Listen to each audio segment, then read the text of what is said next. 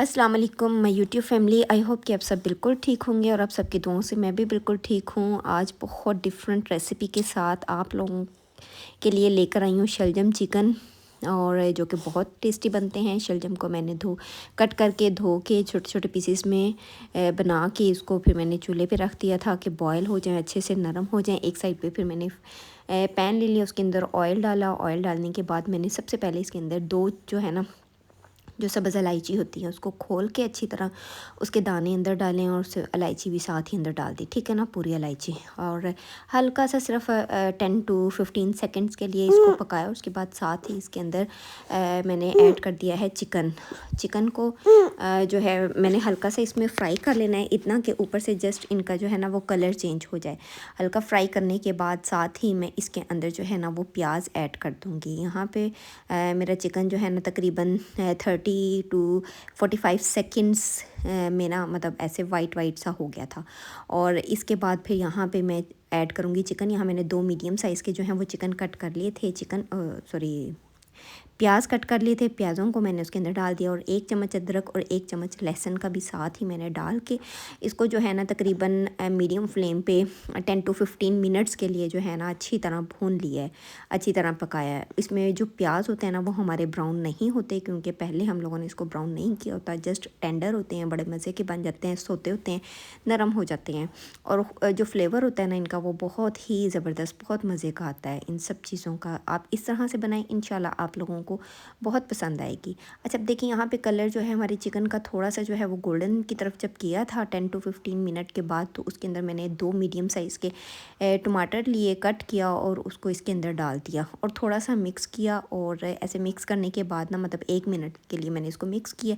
Mix करने के बाद मैंने इसके अंदर स्पाइसेस जो ऐड करने हैं, इसमें मैंने सबसे पहले जो है ना वो आज मैं नमक नहीं ऐड करूँगी, काला नमक इसमें सबसे पहले, और इसके साथ अजवाइन है, और अजवाइन उसके बाद फिर साबुत धनिया है, और हल्दी का पाउडर है, और रेड चिली है, और थोड़ा सा जो है ना पिसा हुआ गरम मसाला है। ये वाले स्पाइसेस मैंने इसके अंदर ऐड करने हैं। ये सब आपने हस्ब ज़ायक़ा ले लेने हैं और उसके बाद फिर इनको अच्छे से मिक्स कर लेना है, थोड़ा सा पकाना है। पकाने के बाद यहाँ पे मैं दूध इस्तेमाल कर रही हूँ, पानी बिल्कुल भी नहीं डालूँगी। दूध डालने के बाद इसको मिक्स किया, मतलब 3 से 5 मिनट तक पहले उसकी भुनाई की। भुनाई के बाद मैंने दूध डाल दिया और दूध को मिक्स करने के बाद हल्की आँच करके ढक के रख दिया। और दूसरी साइड पे मेरे जो है ना वो शलजम बिल्कुल रेडी हो चुके थे, गल गए थे। उनको मैंने सबको निकाल के अच्छी तरह मैंने इसको पीस लेना है, ठीक है ना। बहुत आराम से, आसानी से इसी चम्मच से जो है ना आप थोड़े थोड़े करके सारे पीस लेंगे, आराम से पीसे जाएंगे। और दूसरी तरफ मेरा तकरीबन 10 मिनट हो चुके थे। 10 मिनट के बाद जब मैंने ढक्कन उठाया तो जो है मेरा चिकन भी बड़ा अच्छा सा टेंडर हो चुका था और पानी बहुत कम रह गया था। तो बाकी जो पानी के लिए अच्छी तरह इसको ड्राई करना था, तो मैंने यहाँ पे आँच तेज़ कर दी। यहाँ पे ड्राई हो चुका था, इसके अंदर मैंने शलजम ऐड कर दिए थे और थोड़ा सा मिक्स किया। और मेरे पास यहाँ पे जो है ना इमली की चटनी पड़ी हुई थी। अगर आप लोगों के पास नहीं है तो आप थोड़ी सी 2-3 पीस इमली के भी डाल सकते हैं और थोड़ी सी 1 चम्मच चीनी का ऐड कर दें, ठीक है।